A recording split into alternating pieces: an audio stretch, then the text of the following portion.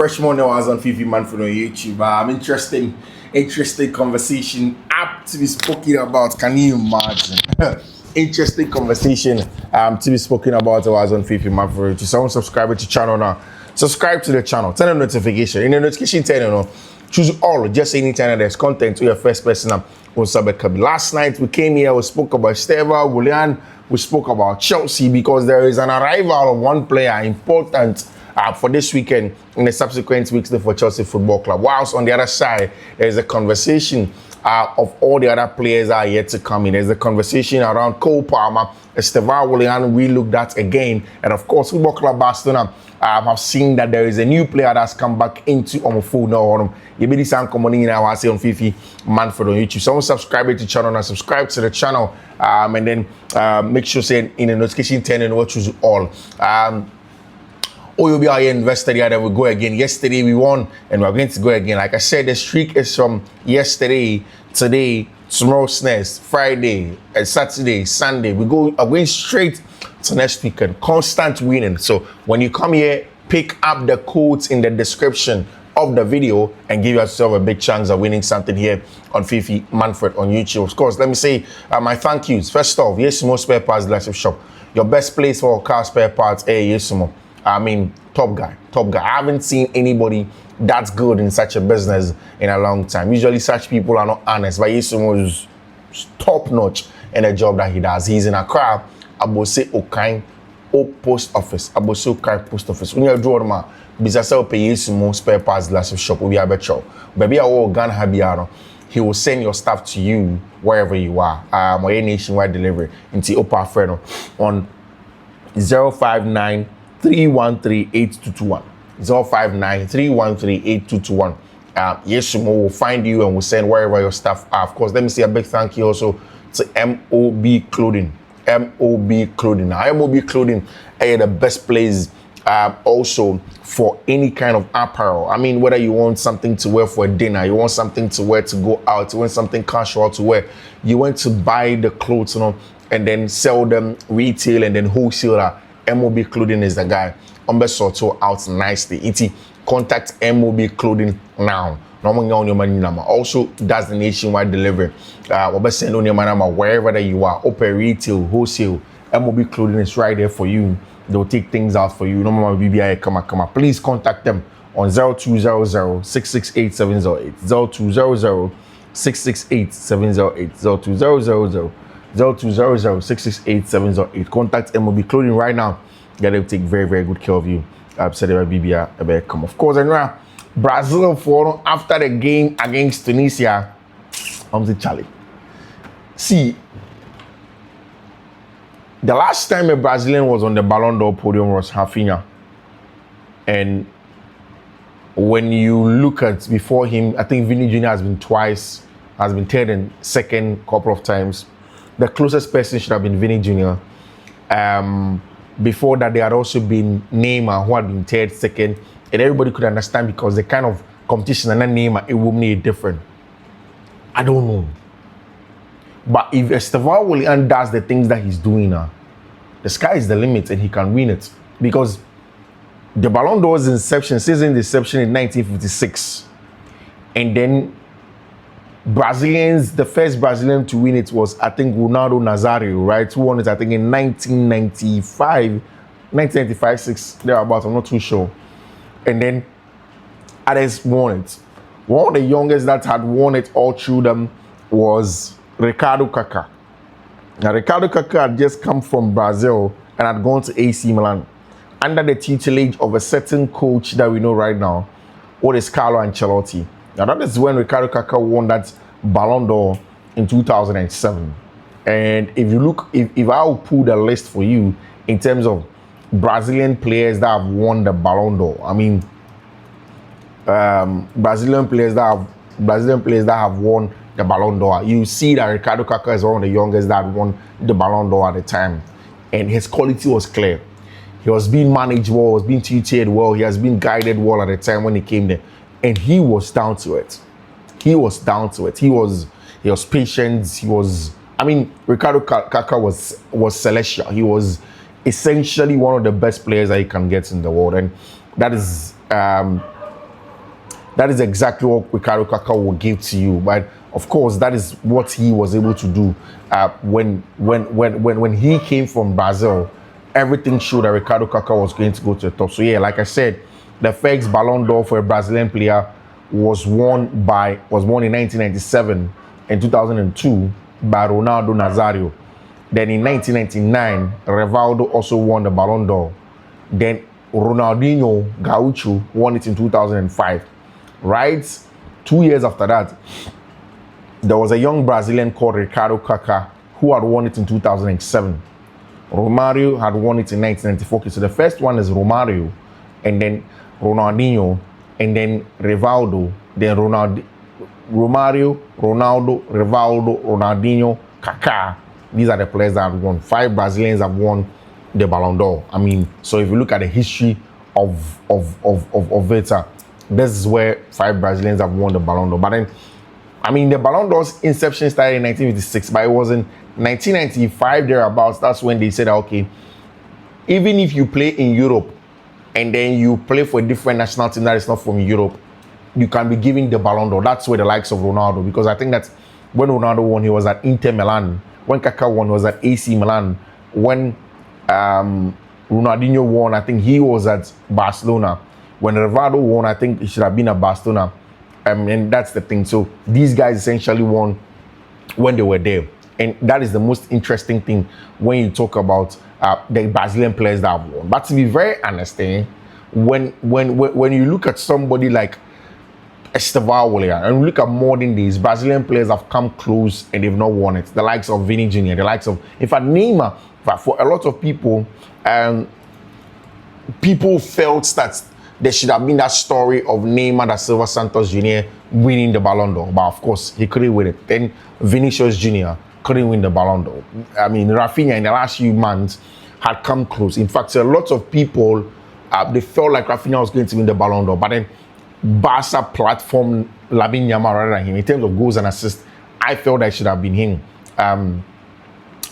But then again, he didn't win it. And that's how competitive the Ballon d'Or is. And people are beginning to ask that, see, the things that Estevao is showing, does he have the makings of the next Brazilian Ballon d'Or winner? Because yesterday, people kept on complaining that Vini Jr., Rodrigo, Casemiro, these guys were not giving opportunities to Estevao, and that apparently could have done more. I don't understand why Lucas Paqueta, a free bench by far ball, and decided so no more ball ahead of Abrante friend Estevao. And for me, Estevao showed clearly what he can do. Although he had shown, I mean, after the game, Carlo Ancelotti said Lucas Paqueta decided to play that ball because he wanted to take the pressure off Abrante friend Estevao. I mean, there's the boy that played the first penalty when Brazil were down by a goal to 0, boy, you know. But when Brazil are winning, that's when he can score.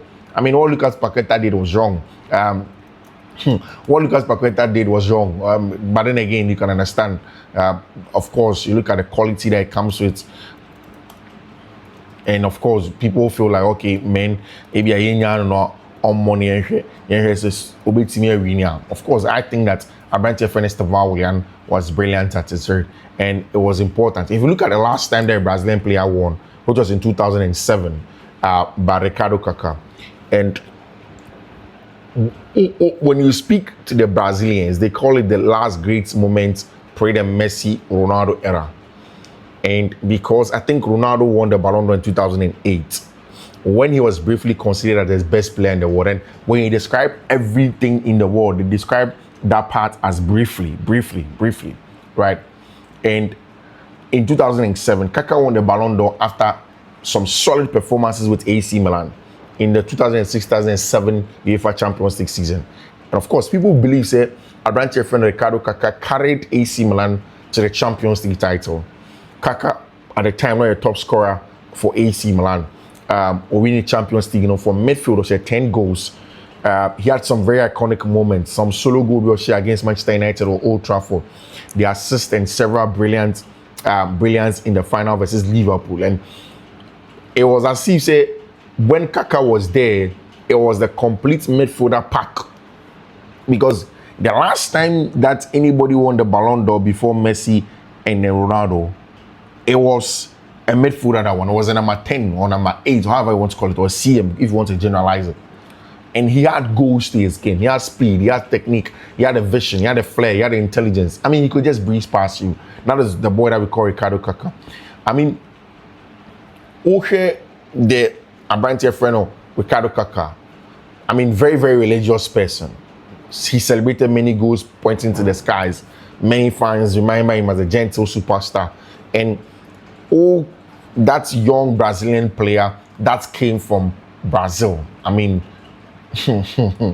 I'm also how Ricardo Kaka was able to set things up, plays. I think that was excellent. And it gives that similarity to what Abrantia friend Estevao Willian really poses. I don't want to jump in and say that Estevao Willian will win the Ballon d'Or, but then he's showing traits that he can be a player that when it comes to the Ballon d'Or one day for Brazil, he can be the guy. When you look at where Ricardo Kaka came from, how Abrantia, your friend Carlo Ancelotti sorted him out and how he was able to move him in. And it was where you look at Ricardo Kaka from Sao Paulo in 2001. And I started so Bobo. And then 2003, that's when Abrantia friend Ricardo Kaka moved to AC Milan. His AC Milan highlights in the 2004, where we needed Serie A, reached Champions League final 2005, we need Champions League in 2007, became the best midfielder in the world, known for his unstoppable runs from midfield. Legends like Shevchenko, Pirlo, Seedorf, Gattuso. I mean, after carrying Milan 2007 World Cup title, he won the Ballon d'Or, becoming the last player to win it before Messi and Ronaldo era began. It was in 2009, and occurred Real Madrid, but injuries worried him. Knee injuries, muscular problems, competition with younger players, returned back to AC Milan. And then, of course, in 2017, Abrantia friend Ricardo Kaka retired or but then that is the real guy in terms of what Kaka embodies when he was a teammate friend of AC Milan. And people are saying that if you look at yesterday, what Estevao Willian was able to do, the things that he did on the field of play, he has that calm demeanor about him. He has that focusedness about him. He has that ability to be good. And now, Brazilian pundit Walter Casagrande Jr. I'll say the player is leaving Europeans open-mouthed is Estevao. He is the one of those rare players that even the opposing supporters enjoy watching because he represents football art. And I think that is true. I mean, if you look at Estevao Willian, you look at where he receives the ball from, how he turns the ball, how he makes sure say best sorting things out. For me, this is the quality that you get from Abrantia friend Estevao Willian. He is brilliant. He is 100% brilliant in everything that he does. When you talk about Abrantia friend Estevao Willian, and everything that he did yesterday just shows the quality that he is. I mean, this is an 18-year-old and 7 months player, the second youngest player to reach milestone of 5 goals in Brazilian history. Only Pele did it younger, 17 years and 7 months. 1 year older than Pele, Estevao is doing that. And remember, when you look at Estevao Willian, you look at the quality that he comes with, you look at how well the young man has grown and how he's able to get into his groove. You can clearly tell that Estevao Willian is going to go to the top. I mean, really going to go to the top. And that is very, very important in terms of how we want to do our things. That is exactly what we can do with Estevao Willian, the kind of football that wants to play. Estevao is quality across football. Everything that he wants to do is clear and it's right there before him. He plays his football and they make things happen for him. That is the best thing that you can do. We'll see how things want to see over there. We'll see how things are going to do in terms of the quality that Estevao Willian brings in on the ball, off the ball, creativity, wide reception, directness, tight space control, everything that you want from Estevao. He gives you all of that. He gives you that and more. And now, if you look at the conversation around the World Cup qualifier, there were excellent stories that were being told over there for Estevao Willian. And I mean, imagine Estevao Willian coming back with our branch here friend Cole Palmer, because what we are hearing is that Cole Palmer is back to Chelsea training. And not Chelsea training now. Cole Palmer back over there for himself, and that means that after signing international break, Chelsea for are going to go back, and then they are going to go. Chelsea players, most of the players are going to go back to their teams, and then they are going to start playing and then playing their football. Now things look like they are going in the right direction for Chelsea Football Club. in terms of the kind of football that they want to play, how they want to go in and play their football. Cole Palmer are back. My branch friend Benoit Bediashile is also back into the conversation in terms of Chelsea players now back now. So that is a very, very good one for Chelsea Football Club. The kind of football that they want to play under Enzo Maresca and of course all of the other players that are I think that game against my friend Burnley about a huge one. About a huge game power and at Chelsea Bebo against my friend Burnley. When you watch that Burnley game, you watch that game at Chelsea against Burnley now. For me, that is going to be the game that is going to be the talk of town. Some match, ebe usher Chelsea into the level where if they can go on and win, because after Burnley, there's the game against Barcelona in the Champions League, and that's not going to be an easy game. In fact, Barca for only say Pedri Gonzalez is back, and now there was big updates on a brand friend of Raphinha, who is also back. Lamine Yamal feels like these are some of the games that so the Ginny Dean.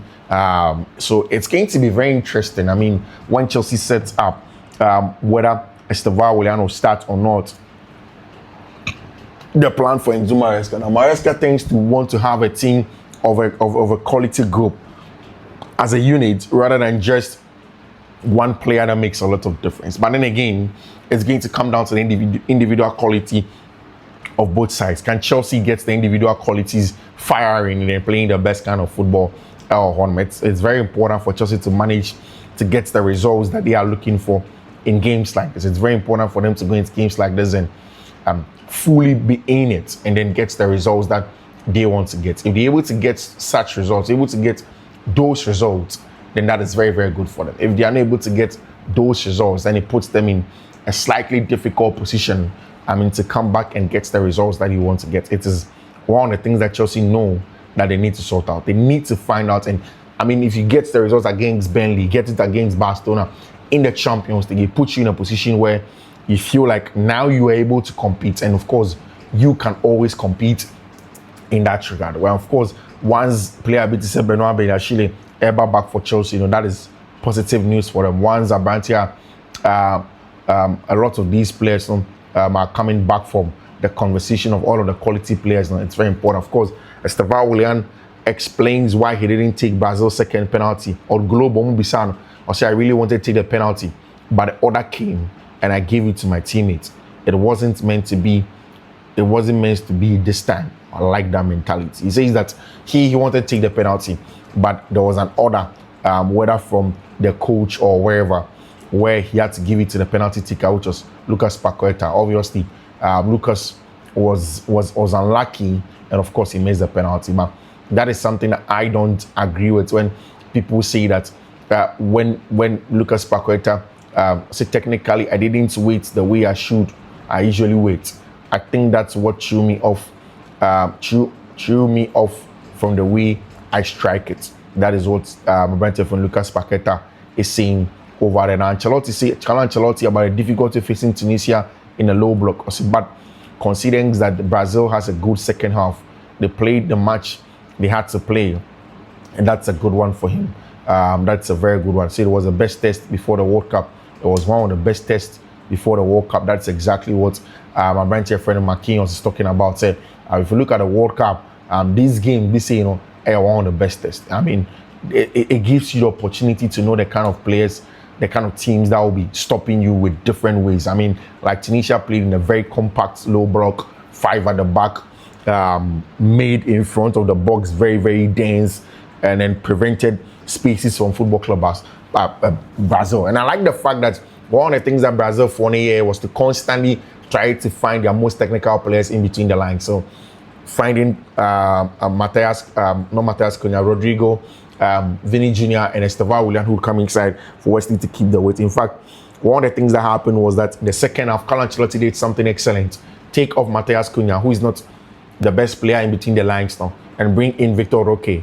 Allow Victor to receive in between the lines. Senegal Estevao can keep the weight. I think that was a brilliant piece of tactical change in the second half for Papa friend Estevao, Carlo Ancelotti, and what Carlo Ancelotti brings to the side. That was a very, very good one for Abanti friend Estevao.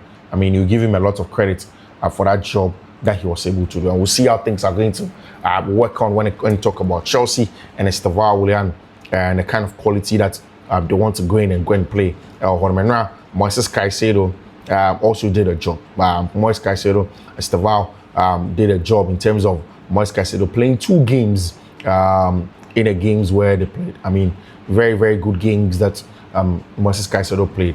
90 minutes twice, making it 180 minutes for Barca friend Estevao, Willian, and that was brilliant all around for Estevao, Willian. Quality display across board. I mean, every part of the play for Estevao, Willian, was very, very good for Football Club Barcelona. We'll see how things are going to go on from there. We'll have all of that conversation when it comes to everything that's going on here. Also on Fiifi-Manfred on YouTube. But now, Barca's goal, after saying they've gotten the 1B license, is to increase capacity from 45,000 to 62,000. That means that away fans can be getting somewhere around 10,000 anytime they come there, according to Mundo Deportivo. Something that's very, very good for Football Club Barcelona. Now, when you look at the game that Spain, if you want to boy, against Turkey, my brother friend Dani Olmo was right there, Marco Correa was right there. Now, Franco Mastantuano say Lamine Yamal is showing an incredible level, and right now he is better than I am. I just arrived in Madrid. I'm still adapting to my best version. Hasn't come yet. I want this story to be long and full of games, and that is what Franco Mastantuano can say right now. Lamine is better than him, and I think everybody understands when it comes to the quality of our brand friend Lamine Yamal. Now, Dani Olmo says that Dani Olmo has equaled Xavi and Luis Enrique in terms of goals for Spain, 12. And then in front of Mundo Deportivo, it's all for the Spanish national team. Almost a mission completed, or mission passed. That is the story of the Spanish national team, Mikel Oyarzabal and our brand friend Dani Olmo getting the job done for the Spanish national team. Playing against Turkey, in Spain. He ended in a draw actually, but then it was enough to take the Spanish national team through to the World Cup in 2026. So, I mean, a lot more teams have added to the World Cup competition. We'll see how things are going to go on from there. We'll have all of that conversation. UEFA have approved Barcelona's return to the Spotify Camp Nou, and all it means is that not any just La Liga and Kwana approved the return to UEFA to the return to the Spotify Camp Nou. By now, UEFA have also approved the return to the Spotify Camp Nou for Champions League nights, even for 45,000. And the hold up was that Barca only had 45,000, and you can't let away fans stay in the same place as the home fans. But they got a job done. And in front of the Mundo Deportivo, the story on sport, the story in front of sport, Al Mundial to the World Cup.